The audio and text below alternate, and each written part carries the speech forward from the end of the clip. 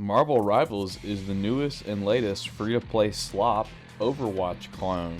And no, I will not be referring to this as a video game. These games are not video games. They're torture simulators. And this torture simulator proves that the average so-called gamer will play just about anything. It shows how dead video games are. But when you look at the target audience of this game, everything starts to make sense. It's targeted at Marvel fans. And everybody knows that Marvel fans will eat up any slop that gets farted out in front of them. Now, let's get into the meat and potatoes of this review. So, my first impressions after playing this for only about maybe an hour and a half, an hour or so, with playing with like 4 buddies as a 4-man stack, is this game is 1-to-1 an Overwatch clone. It's just another game that has this like forced healers and tanks that nobody actually really wants to play, but if you don't play them and you play against people that are playing the correct compositions, then you automatically lose. On top of that, just from a gameplay perspective, and this is literally only within the first hour, and after playing like maybe 10 games, I could already tell how heavily this game was relying on people being forced to play healers and tanks. And on top of that, when I did try to play as a healer, or yeah, just mostly as a healer, there's so many flying and dashing characters in this game that it's just really, really obnoxious to try to heal your buddies, because they're constantly line of sighting you. They're constantly in the air, just getting gunned down by 6 people all at once. I think it's very, very questionable design choices. Also, most of the health packs as well, if you're playing a damage character, are in very, very weird locations. They're either like directly on top of the point, or they're so far out in bumfuck nowhere that it just doesn't really make sense as to why they're there. The health packs are clearly not meant to be a resource that you're supposed to control, and it's just sort of something that's there in case you get lucky and you have a 1v1 fight and there's a health pack there, you can run into it. It doesn't actually feel like it's an important resource. Most of the characters in this game are obviously designed after being Overwatch characters, and as you would expect, they play like Overwatch characters instead of playing like how a Marvel character of that iteration would be expected to feel. With a few exceptions, of course, there are a few unique characters, but for the most part, it just feels like this is the counterpart to this Overwatch character, which is very bland, it's very boring. For the most part, the animations and visuals in this game look like total shit, and they run like shit as well. Which, when you look, the game was outsourced to China, and it makes total sense why it runs like shit. The only new technology, and you can't even really call it new because it's like 15 years old at this point, that I saw in this game was the Doctor Strange portal, where you open the portal and it'll actually show you the... you can like walk through it like it's Portal from Valve from Half-Life. And there's some destructible environments in this game. It's not all, it's some destructible environments. Now, with the game running the way that it did, you'd think that the game would have fully destructible environments, but it's not fully destructible. You can press a button and it'll toggle to show you what parts of the environment are destructible. Once again, this is not a new feature for video games. These are all features that have existed over the past 15 years. And for the most part have already been, I don't want to say perfected, but for the most part already fully utilized.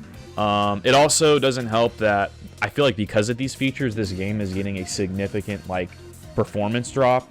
I'm running the game on a 4070 Super and I'm getting massive frame rate drops.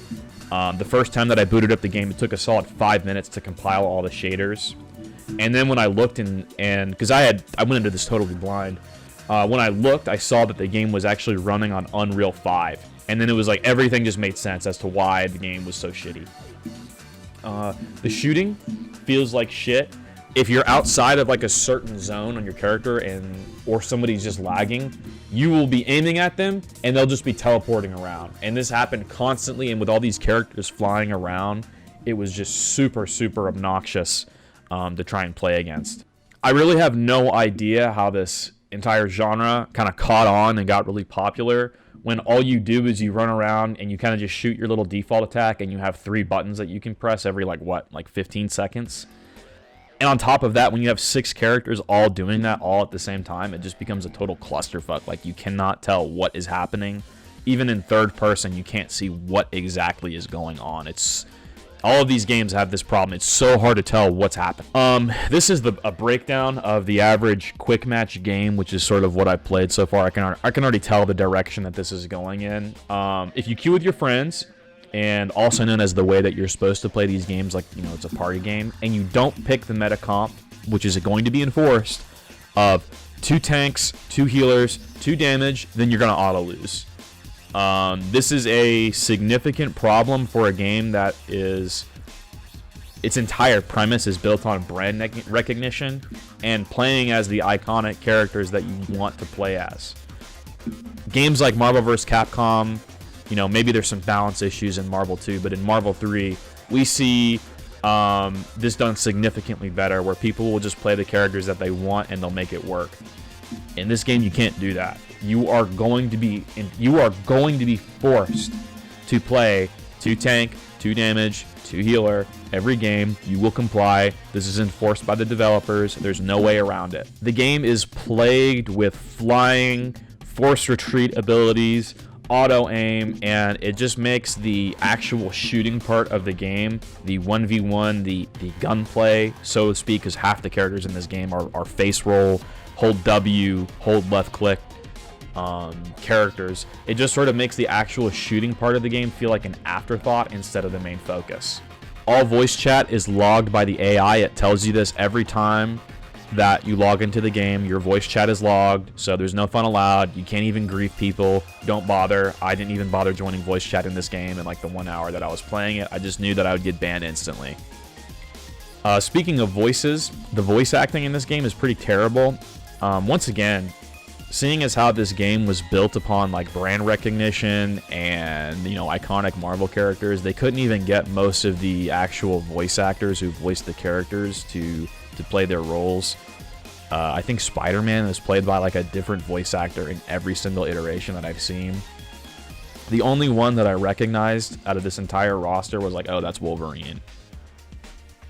Like, they got the guy who does Wolverine to always do Wolverine. That's it.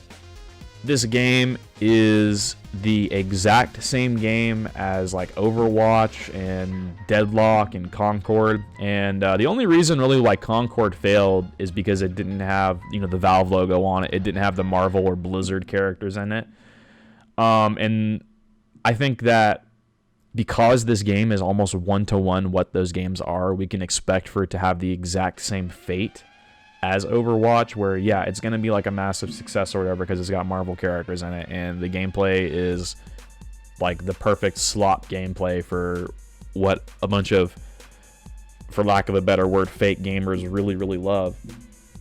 We're just going to see the exact same fate that happened with Overwatch. It's going to be a constant cycle of mismanagement, or perhaps it's intentionally mismanaged, which I don't think I've theorized. I think it's just become proven over the past however many years since all those games have come out. It's just going to be intentionally mismanaged to turn it into a torture simulation where you're going to be pulling your hair out every time you play the game. You're not going to be having any fun, because if you had fun, then you might get bored of the game eventually. They want you to be angry until the player base is just totally non-existent. I mean, there's of course there's always going to be addicts playing it, but ultimately it eventually will stop. So I give this a 2 out of 10. It's dead on arrival. It's got a huge player base right now, but we'll see where it is in about 4 months. It's going to be the same thing as Deadlock, where, you know, everyone's going to forget about it and no one's going to care. By the way, look at Deadlock. That game is dead already, and I called it. As soon as all of that stuff started happening, it's in alpha and it's already dead. Nobody cares about it anymore. It's going to be the same thing with Marvel Rivals. I'm telling you right now, this genre is stale. Come up with something new. 2 out of 10. This game sucks.